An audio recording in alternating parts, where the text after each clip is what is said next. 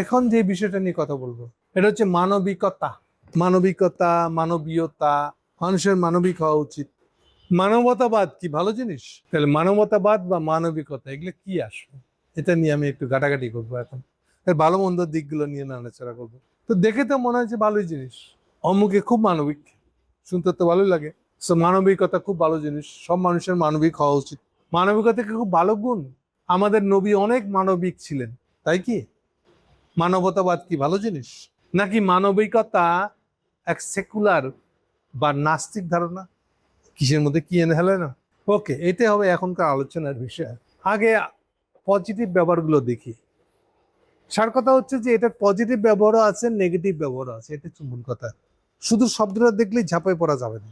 যেমন জাতিসংঘের এই শব্দটা খুব পরিচিত শব্দ, হিউম্যানিটেরিয়ান। টেরিয়ান ইয়েতে খাদ্য সংকট দেখা দিচ্ছে আফগানিস্তানে 2 বছর আগে। খাদ্য সাহায্য পাঠাতে হবে। আমরা আফগানিস্তানে হিউম্যানিটেরিয়ান রিলিফ পাঠাইছি, বোঝা যাচ্ছে হিউম্যানিটেরিয়ান, তার তো খুব ভালো জিনিস। এই হিউম্যানিটেরিয়ান এটাই হলো মানবিক, মানবিক সাহায্য পারে। অনেক সময় বলে হিউম্যানিটেরিয়ান ইন্টারভেনশন, মানবিক কারণে, মানবিক দিকটা। অর্থাৎ বলতে চাচ্ছি আমি, ও লোকটা কে, বালা না মন্দ, তাহলে ওটা কাঠমোল্লা কিনা, নেতিবাচক লোক কিনা, এইসব তর্ককে একপাশে সরাই রেখে শেষ বিচার এগুলো একটা মানুষ, এই মানুষদেরকে বিপদে পড়েছে হেল্প করা উচিত আমাদের। এই জিনিসটাকে ওরা বলে হিউম্যানিটেরিয়ান। এই অর্থে হিউম্যানিটেরিয়ান অর্থটা করতে হবে আমাদের, মানে ইরেসপেক্টিভ অফ অল আদার তর্ক, যাই থাকুক না কেন, ভালো মন্দ সেটা না, অ্যাজ এ হিউম্যান, আর একটা হিউম্যানের প্রতি আমাকে, এইখানে শব্দটা হলো, এক্সাক্ট শব্দটা হলো মানবিক। মানুষ তো মানবিক গুণ সম্পন্ন হবেই, কথা খেয়াল রাখেন। সো এইটা হলো মানুষের ইনহারেন্ট, মানুষের জন্মের সাথে সাথে এসেছে যে গুণ, সেটা হলো মানবিক দিক থাকে। মানবিক মানে আর মানুষকে মানুষের মতন হিসেবে, মানুষের কষ্ট যেমন হয় সেদিক থেকে দেখা, থেকে বোঝা। আর একটা পশুকে মানবিক দিক থেকে দেখেছেন আপনি, মানুষের যেরকম কষ্ট হয় খাওয়া না পেলে, সেটা বুঝতে পেরে টের পেয়ে আপনি পশুর কষ্টটাকে ফিল করতে পারছেন।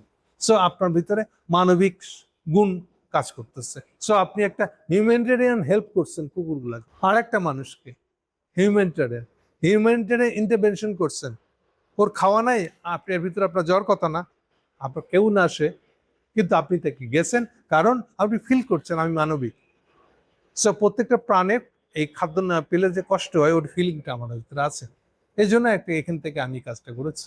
সো এগুলো হলো মানবিক থাকা, মানুষের খুবই সাধারণ সৎগুণ, সঠিক গুণ, ইতিবাচক গুণ। ঠিক আছে, মানুষের যে ফিলিং থাকে, সেই ফিলিং থেকে সে আর একটা প্রাণীকে, মানুষ সহ আরো যে কোনো প্রাণীকেই দেখে। এই জন্য এটাই মানবিক গুণ। যখন মানবিকতা বলতেছে তখন বোধ হয় আরেকটু ছেড়ে গেছে, এটা যাক অসুবিধা নেই। মানবতাবাদ এটা আরেকটু গেছে, কতটুকু গেছে, সমস্যা কি, এর ভিতরে সমস্যা আছে? আচ্ছা, ওটা নিয়ে কথা বলবো এখন। তার সমস্যাটা কি? সমস্যাটা হলো এই যে যখন একটু আগে দেখাচ্ছিল আপনাদেরকে রেনেসার আমলটা, রেনেসার আমলের সবচেয়ে বিপজ্জনক সময়টা হচ্ছে থিওলজি যে সময় আর কাভারে নাই, উন্মোচিত হয়ে, মানে কেউ প্রোটেক্ট করছে না থিওলজিকে। যখন আপনি মনে করেছেন বিজ্ঞান দিয়ে সব পারে না, এরপরে থিওলজিক্যাল যেই জিনিসগুলাকে সোশ্যালি রেস্ট্রিকশন ছিল, আপনি এই ধরনের কথা উচ্চারণ করবেন না, এই ধরনের চিন্তা করবেন না, আল্লাহ বিষয়ক এই ধরনের কথা চিন্তা করবেন না, এই ধরনের কথা বলবেন না, এই টাইপের যে সব সোসাইটিতেই নানান ধরনের রেস্ট্রিকশন ছিল, আপনি এই রেস্ট্রিকশনের বাদ ভেঙে গেছে। আপনি একলাই রাজা মনে করতেছেন নিজেকে, বিজ্ঞান শিখে ভাবতেছেন সব হয়ে গেছে, আপনার আল্লাহ লাগবে না। এই জন্য এটাকে আর থিওলজিক্যাল ধারণাগুলোকে প্রোটেক্ট করার মতন আর কেউ নাই সমাজে।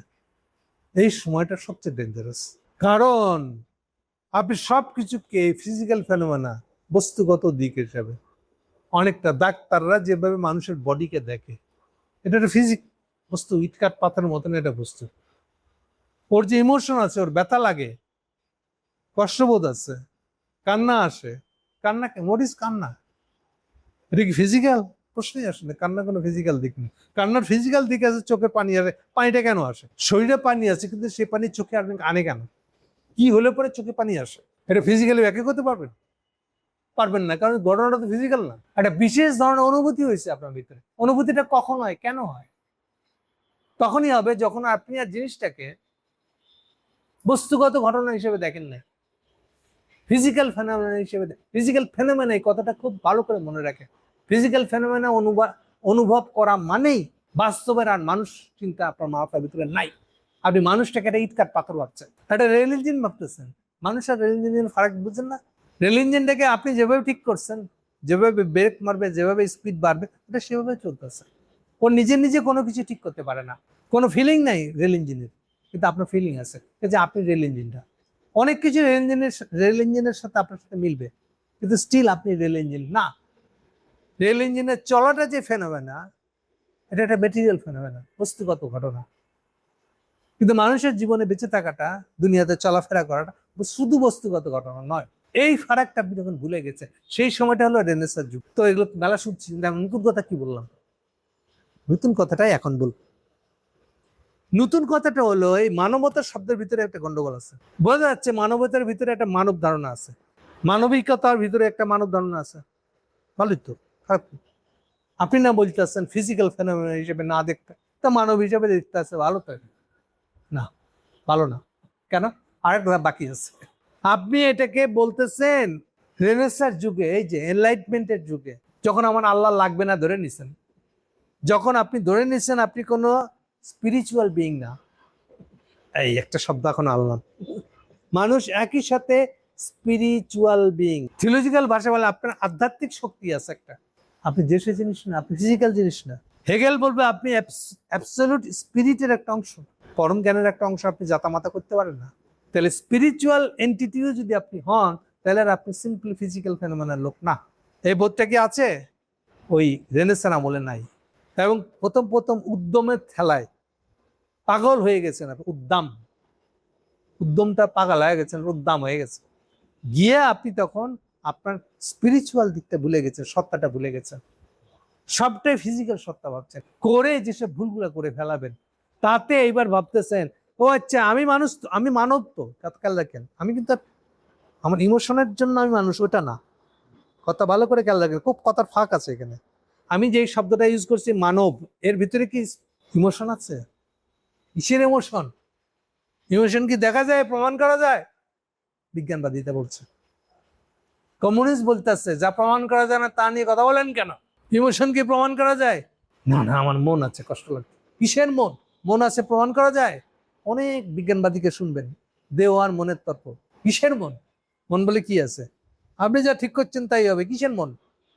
এরকম বউ এরে বেকুব বোকা কমিউনিস্ট আছে, বিজ্ঞানবাদী আছে। তো মনটা না থাকলে ইমোশনটা কোথেকে আসলো? ইমোশনটা না থাকলে আপনি স্পিরিচুয়াল বিং কেন?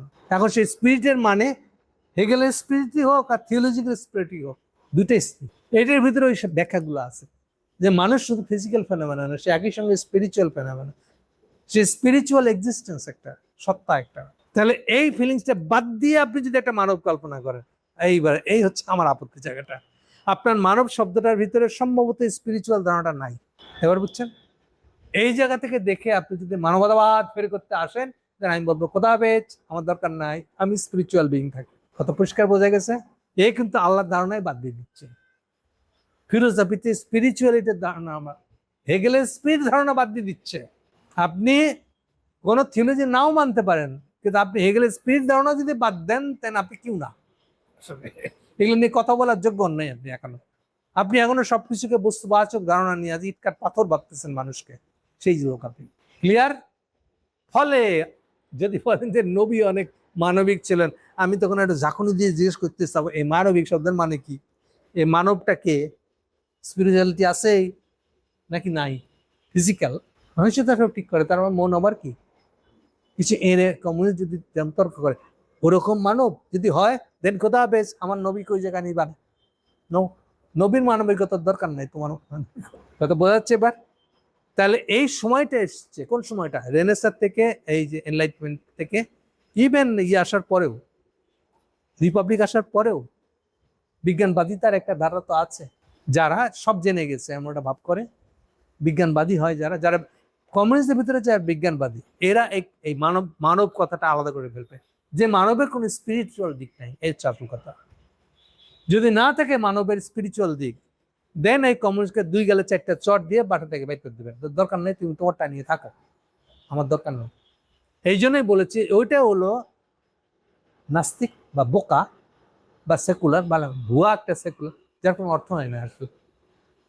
শেষ বিচারে ওটা একটা হিন্দুত্ববাদী হবে আসলে। ওই মুসলমান ঘৃণা করতে গিয়ে এগুলো আবিষ্কার করছে, জাস্টিফিকেশন জোগাড় করছে, সে বিজ্ঞানবাদী। ফলে সে কেন আল্লাহর কথা মানবে? সে তো মানবতাবাদী। এই জন্য আরো পরিষ্কার করে বোঝা যায় ওদেরকে চিনবে। মানবতাবাদ এইভাবে শব্দটা বড় করবে। মানবিকতাও তাও একটা কিছু কিছু আছে ওদের মানবিক, কারণ বলেছি শুধু মানবিক জিনিসটা মানুষের গুণ, কিন্তু মানুষ তো মানবিক হবেই। আরেক মানুষের কষ্ট দেখলে তার ফিলিং হবে, কষ্ট লাগবে। যদি কষ্ট লাগে তখন তো সে মানবিক, সে বেঁচে আছে তো এখনো। অন্যের কষ্ট দেখলে কষ্ট লাগে, ফিলিং হয়। আর এটা পার হয়ে যাওয়া মানে সে মানবতা করছে, মানুষকে ইটকাট পাথর ভাবতেছে, ওর যার কোনো স্পিরিচুয়াল দিক নেই। এইবার বুঝেন আস্তে আস্তে স্পিরিট জিনিসটাকে পরিষ্কার হচ্ছে কিনা।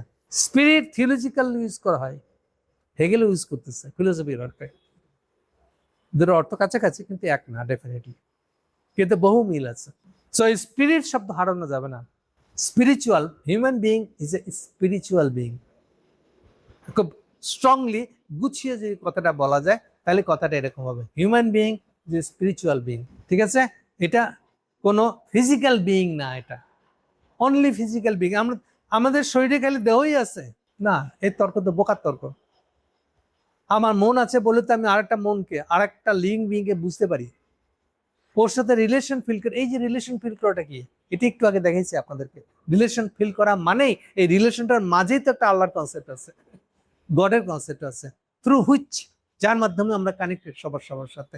আপ টু গ্রহ নক্ষত্র, একটা গ্রহের সাথে আমার কি সম্পর্ক? মাঝখানে আল্লাহ আছে, এই জন্য আমি connected. So as long as আমি কানেকশনটা ফিল করতে পারি, সো লং আমি রিয়েল একটা হিউম্যান বিং। এই জন্য এবার তখনকার এই অবস্থায় যদি একটা মানবিকতা হয় তখন মানে হবে।